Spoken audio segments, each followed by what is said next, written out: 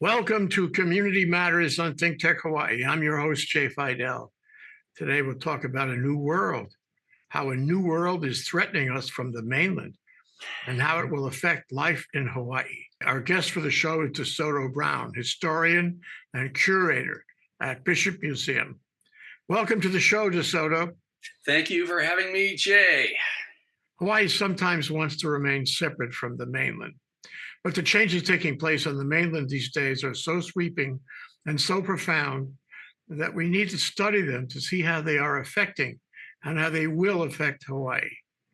So DeSoto, we all have been following this.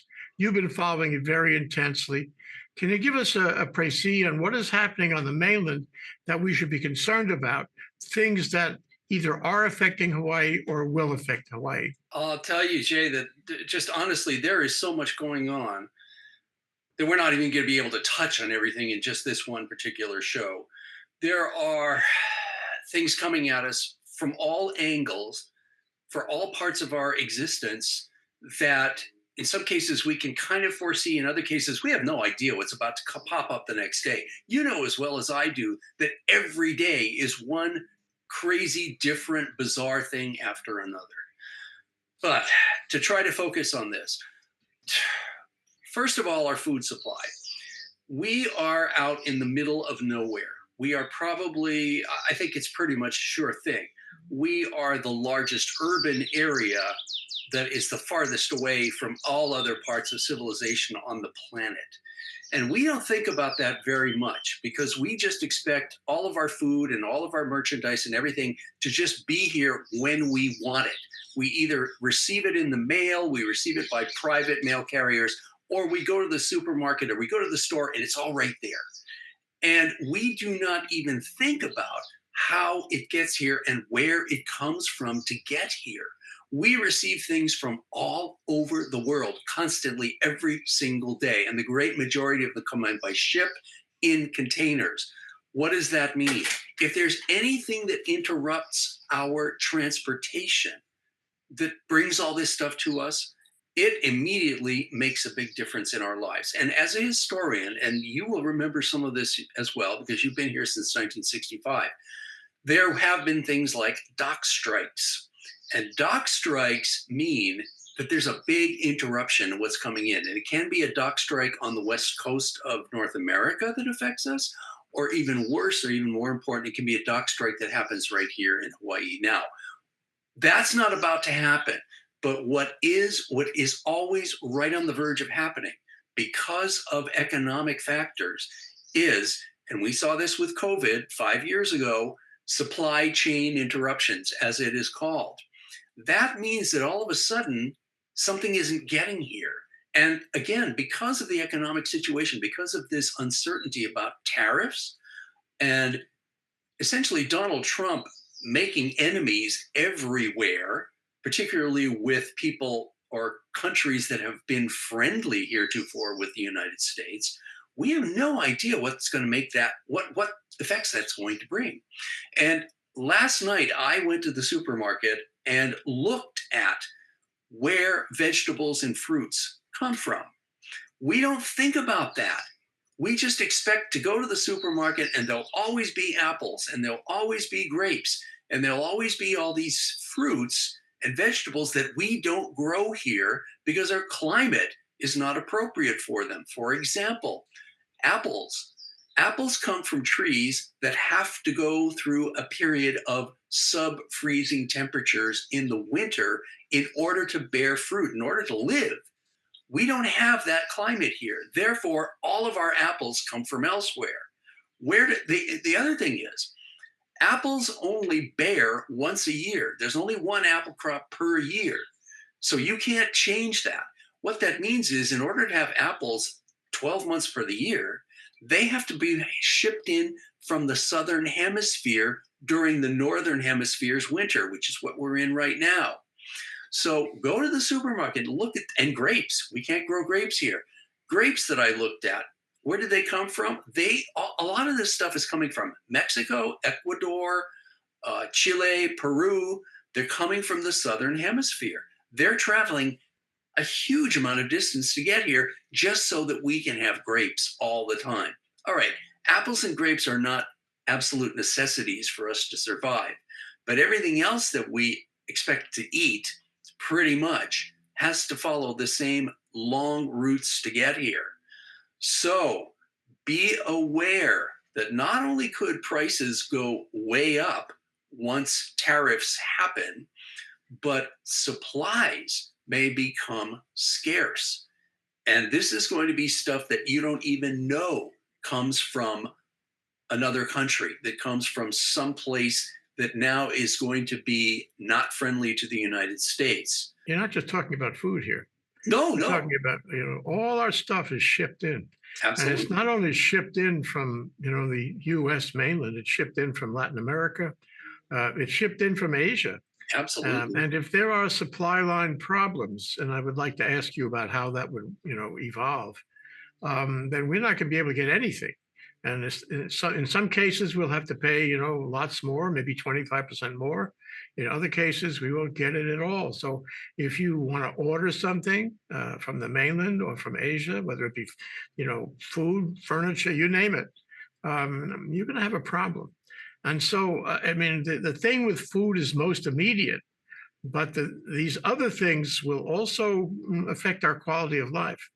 So my question to you is how, and this is a hard one, how does what Trump and Musk are doing, firing people, laying tariffs on everybody, creating issues and disruptions everywhere? I mean, they really want to burn the whole world down.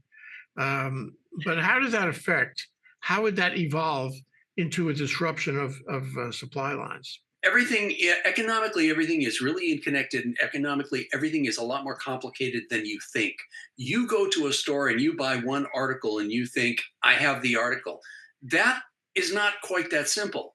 The fabric, say, for example, I'm wearing a t shirt. I don't know where this came from, but it probably wasn't made in the United States. The fabric of this t-shirt may have been made one place. It may have been cut and sewn together in another place. Then it gets sent to another place to be distributed, and then it finally gets here to whatever store is selling it. So any break in any one of those transportation links is going to affect me being able to buy this t-shirt, which I did here in Honolulu. Okay, so what could happen? Well, Okay, well let me just continue. So what could happen? One, the material that goes into this could be disrupted from where it's coming from. And that could be because the country that grows the cotton or the country that manufactures the polyester that are woven together have some kind of tariff put on them by the United States. And that means that suddenly the price goes way up. It means that also as countries are alienated, they turn away from supplying the United States and they start to look for new trading partners in favor that are more favorable to them. And if they've been really insulted, they do it to get back at the United States for retribution. So suddenly that's not happening. All of the people who sew all this stuff, it happens in other countries because they don't get paid a lot of money. Because if we pay if we pay higher wages in the United States, our costs go up. So it's more attractive for particularly big stores to farm this out to other countries where people don't get paid very much and they don't have job protection and they don't have unions. Then another aspect is when this stuff gets imported, it has to be inspected by federal workers or government workers. If they are federal workers and they get laid off, and there aren't as many people able to handle all this incoming stuff, then it piles up. And that's a really big thing to talk about because as the federal government is attacked with a chainsaw, as Elon Musk smilingly showed off, that means that all of these government services are interrupted or slowed down because there aren't any people anymore. So suddenly, we're not getting shipments of everything the way we expect. Suddenly, that means that when you go to a store, there isn't stuff. And then, of course, there are the tariffs. If a local or if a United States company suddenly is faced with all of these much higher prices that have to be paid because tariffs have to be paid to the federal government. And tariffs, by the way, don't get paid by the country that they're aimed at. Tariffs get paid by the company that imports the stuff to the United States. If they have to pay 25% more, suddenly they don't may not have the funds to do that, or for whatever reason. That means that the stuff coming in doesn't come in as frequently. And it means that when it does come in, we have to pay 25% more. All of this stuff, I mean, and I'm not touching on everything. I'm not touching about on the ships that are bringing this stuff here and who owns them and economic things that are happening with them. So again, the complexity of this is very, very difficult to even get a handle upon. This has secondary effect. It has ripple effect in every corner of our society here. In other words, a guy selling T-shirts, if he can't get T-shirts, or he gets T-shirts at such a price that nobody's going to pay for that T-shirt, and he doesn't have the money to pay the tariff out of his own pocket, then what happens is he fails, and so that company is out of business, and he's bankrupt. And there's a lot of companies that would be in the supply chain or dependent on the supply chain that will fail in Hawaii. That's going to hurt us a lot economically. And then, of course, let me pose this to you. This has got to have an effect on the tourism industry, which is the main engine of our economy. So question, how are all these things going to affect the tourism industry, the availability of food, the importation of this, that, and the other thing from the mainland or Asia, the travel of our favorite tourists. How about Canada? Canadians like Hawaii. They come here. I'm not so sure they're all that excited about the U.S. these days. And so you have various, call it obstructions to regular tourism. Can you talk about that? Okay, well, first of all, and Canada is an excellent example.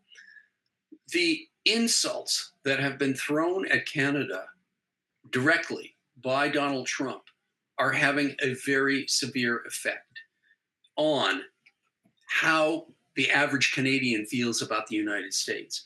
And I have read repeatedly online, and I believe this is true, there is a widespread boycott in Canada, which I think is growing, against paying for anything from the United States and boycotting of travel to the United States. And yes, Canadians like to come to the United States because there's a lot to do in the United States. Particularly, they like to travel during their winter, which is long and very cold, to come to warm places. Well, Florida was getting a lot of them, and I think Florida is not going to be, but we also are part of the US. Now, I think we don't have the same level of anger directed at us, I think, as other red states I know do, but it's still going to affect how many Canadians come here. It's also going to affect how many people from the European Union come here. And they are a much smaller part of our tourism, but a much bigger part of Europe, of Floridian tourism. But also, as prices go up or as merchandise becomes difficult to get, think of running a hotel. You have a huge amount of stuff that's got to come in all the time. If you can't get all the stuff that you need, if you can't get the liquor, if you can't get the food, if you can't get the sheets and towels, all of the stuff that they're using all the time, if some of those things become difficult to get, or if they become a lot more expensive, that means that the entire stay at the hotel becomes more expensive because they have to charge everybody more money. If prices go up a great deal in general, not just for hotels, but for air travel and for everybody in their daily lives, travel is something, or vacations is an important thing that people will cut back on if they don't have a lot of money. And people will cut back on it if they are angry about something and if they want to boycott and not give their money to somebody they don't like. Well, all of that stuff is now hanging over. Some of it's happening already, and other things are just about to happen. Vacation travel is always very fragile. If anything, a lot of things can interrupt it.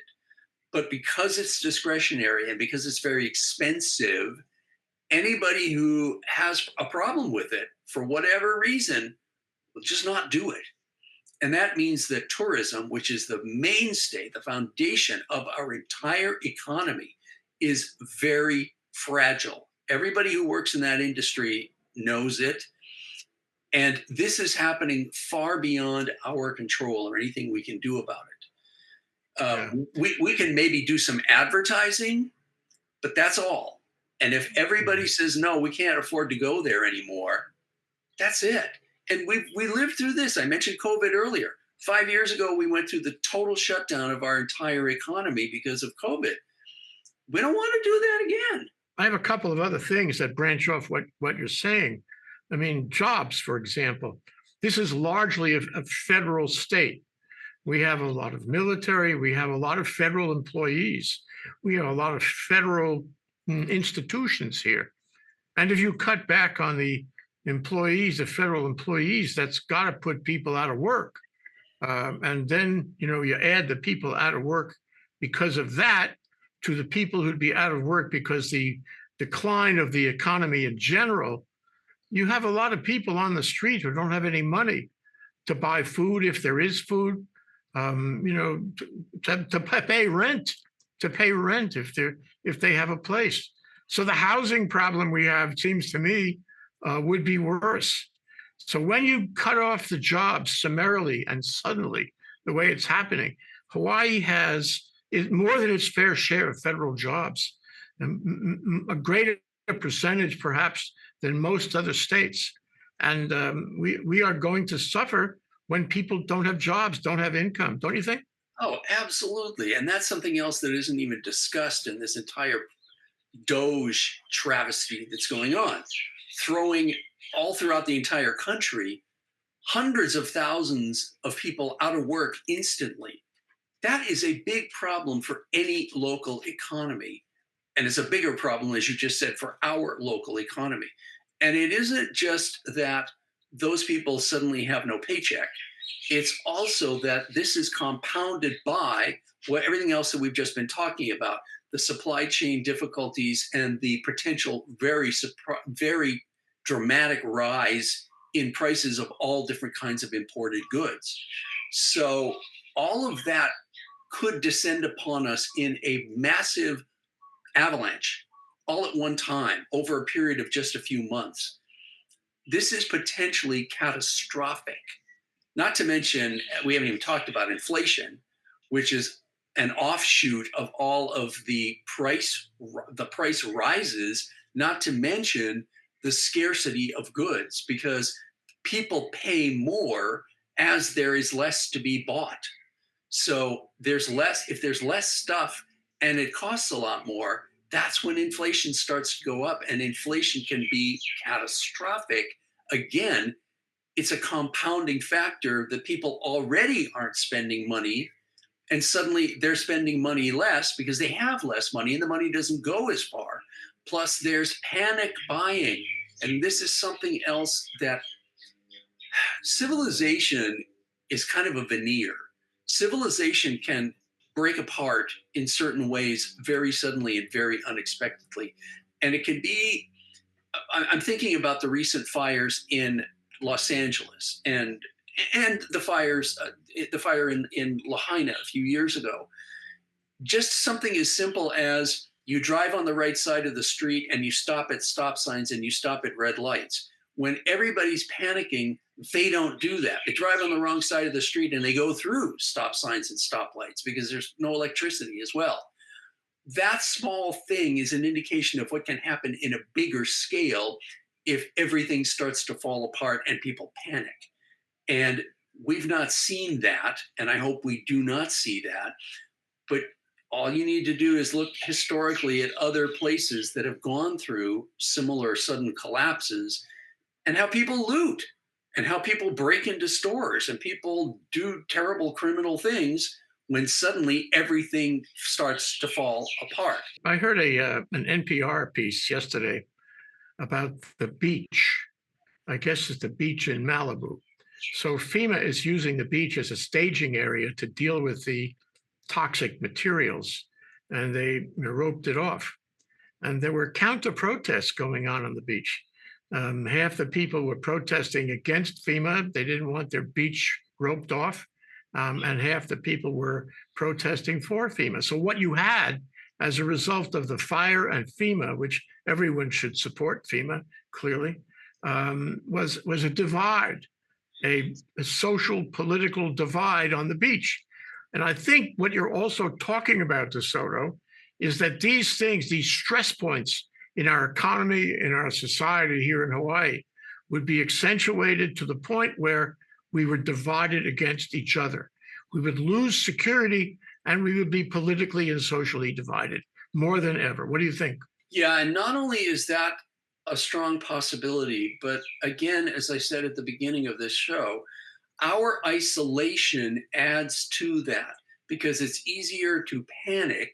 It's easier to drop civilization if you say, oh my God, we're on an island. We're not getting enough of this. And there's no way for us to get enough of this in a quick amount of time. Therefore, I'm going to go steal it. And I hope that that does not happen. And I don't think it's that likely, but it's also not that impossible. And it's a lot more likely than it's been any time in the recent past because things can fall apart very quickly. Furthermore, as you said, the political divide that's being stoked in the United States into a bonfire right now, and it's on the side. It's on the side of Trump. Let's not try to say, oh, it's everybody. No, it's not. It's Trump and his gang that are the fault. But that bonfire, if it gets worse, also destroys stuff. And it gets to the point where people start to fight each other. It gets to the point where people start to see something they don't like, get yelled at about something they don't like, and they physically fight. And that's also a part of the potential cracks in civilization that can happen. And if somebody's driving around in a really big truck with a large air horn and blasting music with a gigantic Trump flag off the back, that does occur, that's something that it can inflame other people to the point where bad stuff happens. That's a small scale, but on a bigger scale, it can happen too. Don't we assume that we can get information, that we have the press, that the freedom of the press right, the Constitution, the Bill of Rights is central. And I think people assume that they will always have that. But, we get the internet from the mainland by virtue of various cables and satellites, and that's not guaranteed. Furthermore, we don't have a lot of press in this state. We don't have much original press at all. And we sit and we watch television. That television comes from far away. We read the newspaper. The original news comes from far away. And I think that what's happening here is this administration is attacking freedom of the press and knocking off the legacy press and the mainstream press one by one, and leaving us to our own devices on how to be informed. And I think as time goes by, we'll have less information. And the conversation that you and I are having now may not be as robust because we may not get information or we may get misinformation. And that's what this administration wants to do. Your thoughts? You're absolutely correct. And the thing that this brings to mind that has returned to my mind frequently in recent weeks is how during COVID, because the state of Florida was loosening its regulations and not requiring masks and not requiring people to get inoculated, immunized, because this was leading to more deaths, they just stopped reporting their COVID deaths. So they just without it, there was no subterfuge. They just stopped doing it.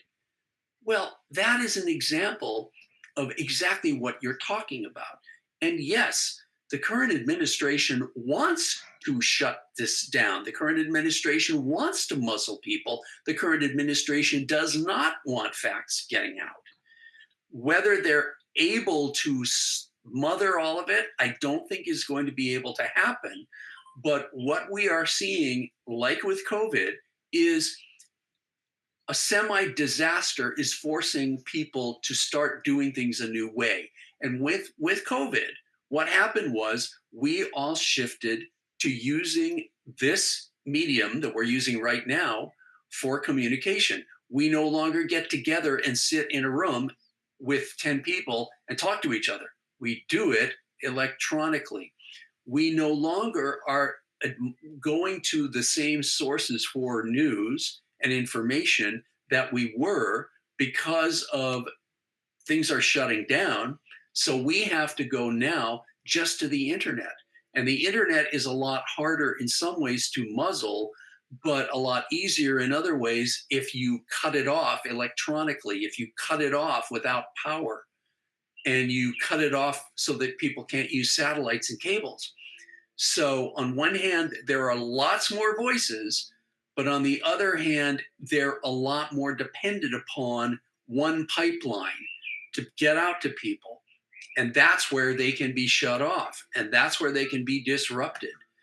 So, if the federal government, if the Trump administration, regime, dictatorship says, we're not going to allow this anymore and we're just going to cut it off, suddenly dissent can't communicate. And this has happened now frequently in other countries where people are using the electronic media to communicate with each other, to say for opposition, we're all going to get together and do this at this time. Well, you cut off email, you cut off texting, you cut off telephones, and suddenly everybody is an individual who can't get together with other individuals. So that is something that is not impossible for them to do to everybody who doesn't like them.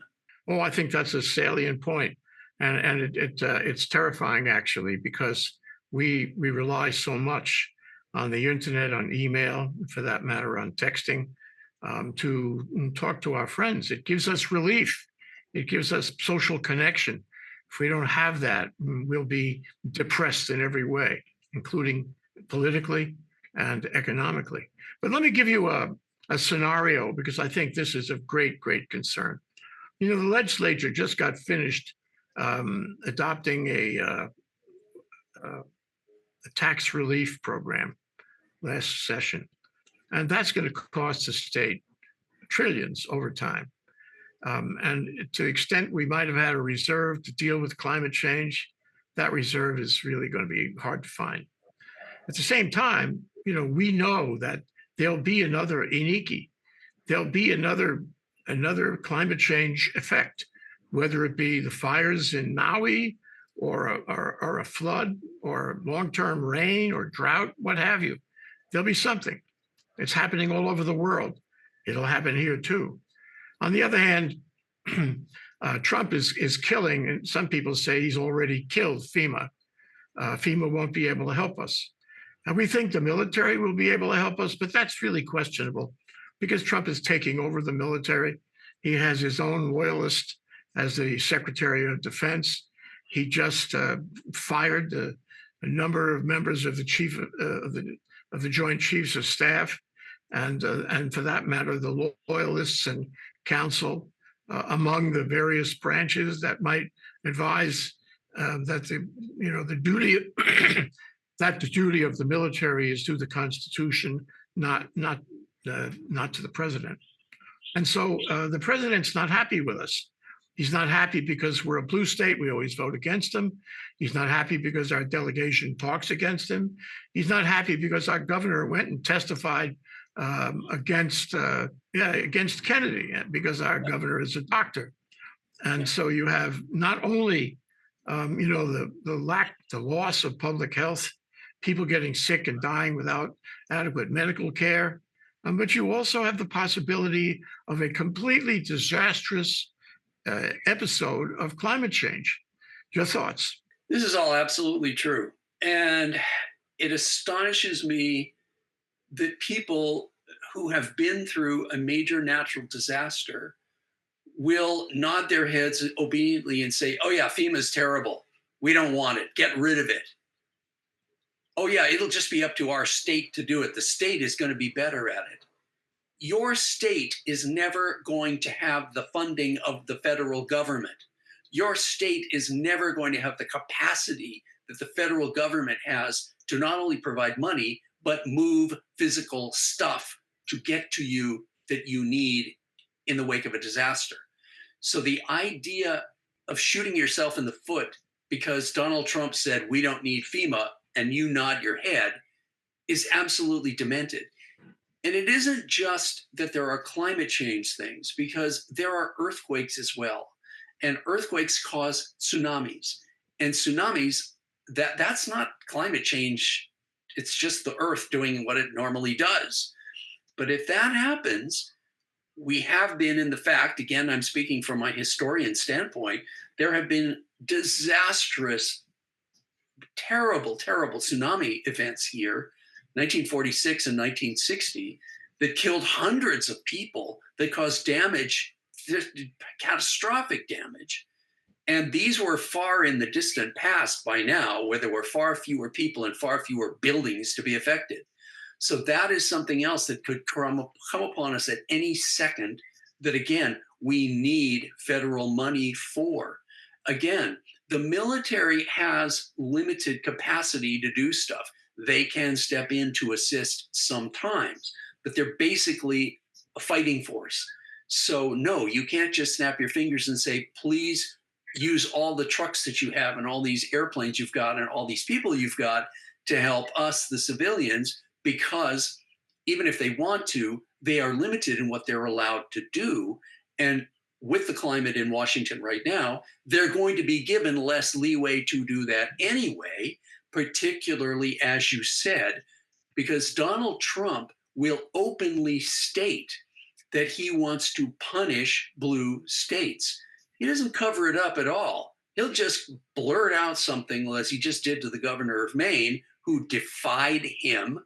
Well, you're not going to get any federal funding, as though he had the right to do that. Well, he doesn't legally have the right to cut that all off, but he'll just do it anyway. And then people will scramble to try to stop him after he's already put it into effect. And so, yes, we are targeted. We will continue to be targeted because of our political beliefs, which the majority of us have here, by an unfriendly and vengeful crazy man in Washington. Plus, there's all this other stuff that we've been talking about. There are all these other economic situations. There's all these monetary situations. All of these things could, again, as I said, avalanche in on us all at one time. And again, you will remember that during the recent fires in Los Angeles of last month, in which thousands of buildings were destroyed, the right-wing response was not sympathy. The right-wing response was not, we're sorry for you, how can we help you? The right-wing response was criticism. It was petty, stupid right-wing talking points being thrown out of, they didn't do this, it's all Newsom's fault, it's all blah, blah. Well, that again, that can happen to us. And if we have another disaster in the near future, it will be. We'll be criticized for things that we didn't do, that's just a force of nature, but it'll be used as an excuse, again, for retribution and for not providing money and assistance.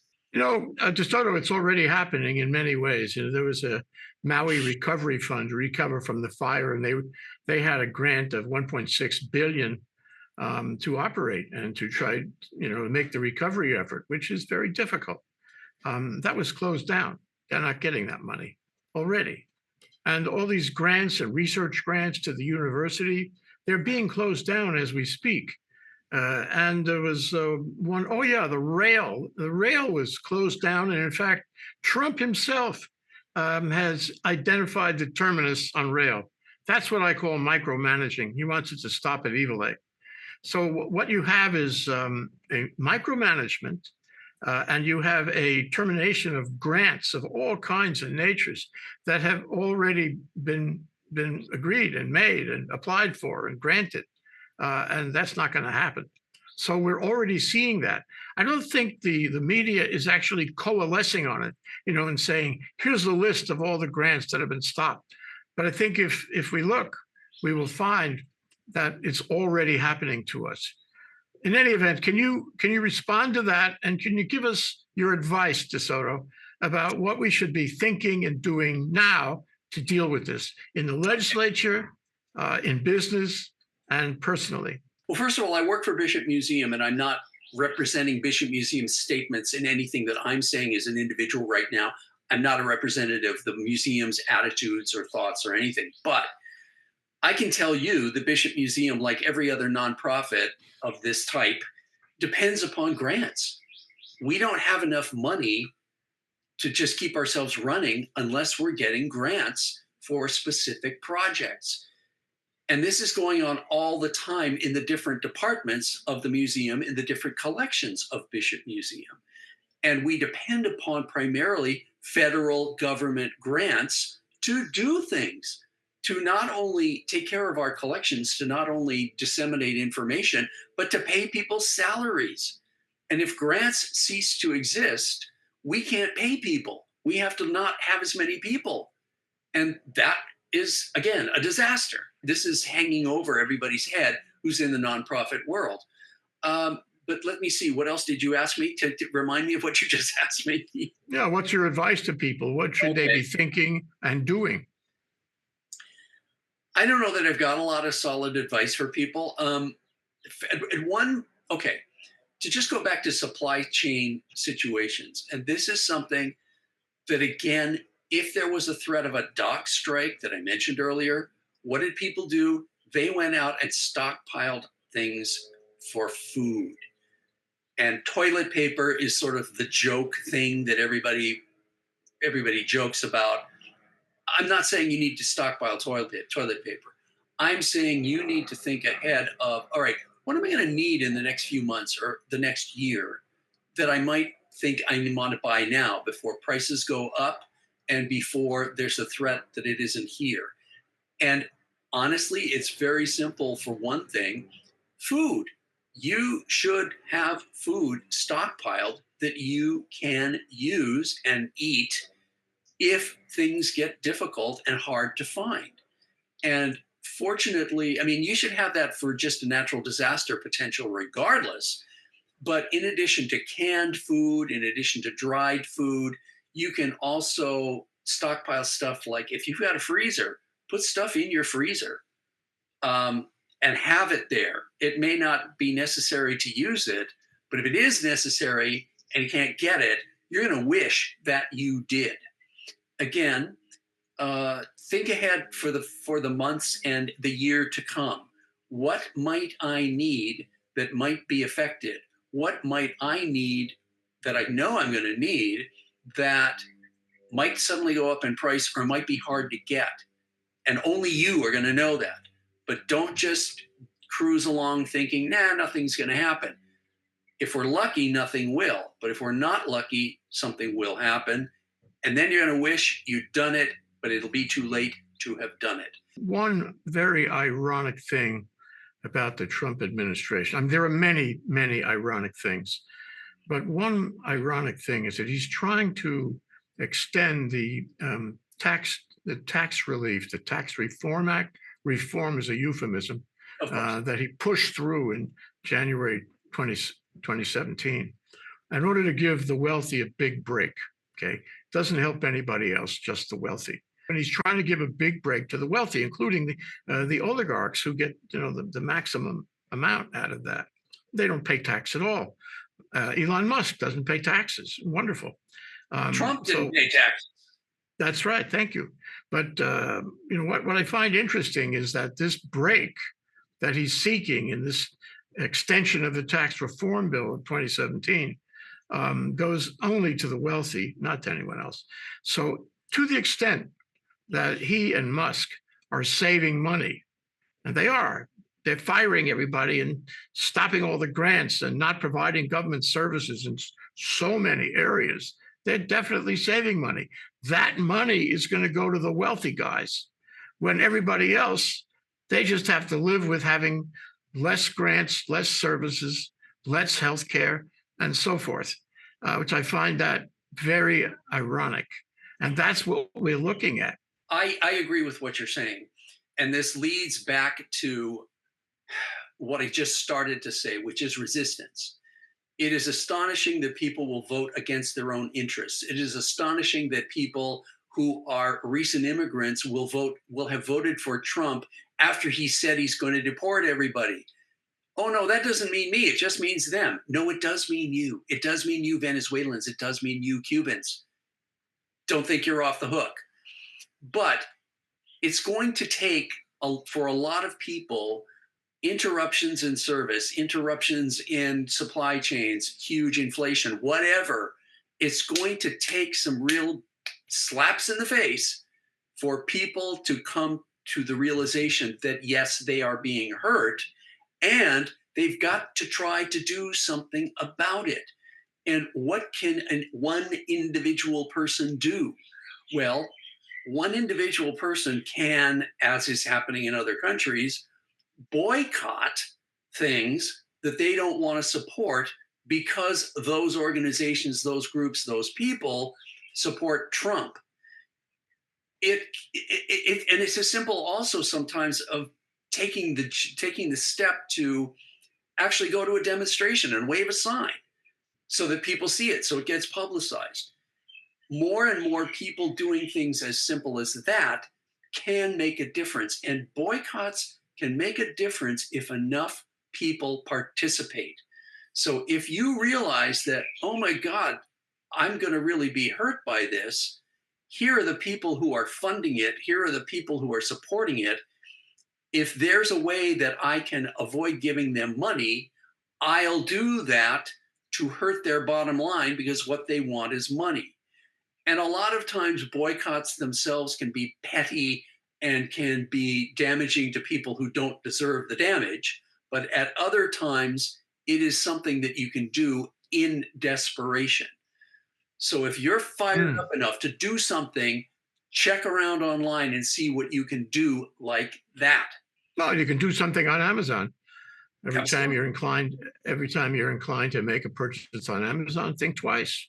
Maybe you shouldn't. Absolutely. Um, Absolutely. there's been a great discussion, but I don't think we're finished, DeSoto. There's We're not. more. There's more coming, and More. there's more to discuss. Unfortunately, yes, that's true. Thank you so much for joining us today, DeSoto Brown, historian, curator at the Bishop Museum. I'm Jay Fidell, host of Community Matters. Thanks to our viewers for watching. We'll see you again soon for the next one. Aloha.